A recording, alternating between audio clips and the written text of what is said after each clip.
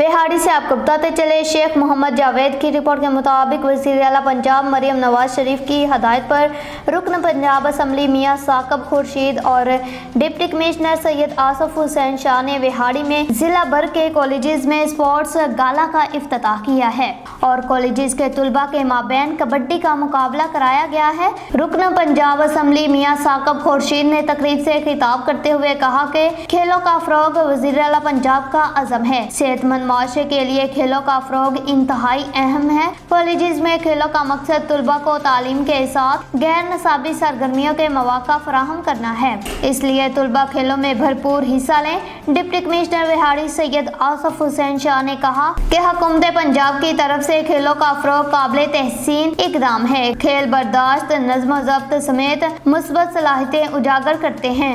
तकरीब में बोर्ड में पहली पोजीशन लेने वाले तालिब इल्म को मोहम्मद अरफान शील्ड और गोल्ड मेडल से नवाजा गया। इसके अलावा कॉलेज के दीगर नुमाया नंबर हासिल करने वाले तुलबा में और उस्ताज़ों को बेहतरीन कारकर्दगी पर शील्ड दी गई हैं।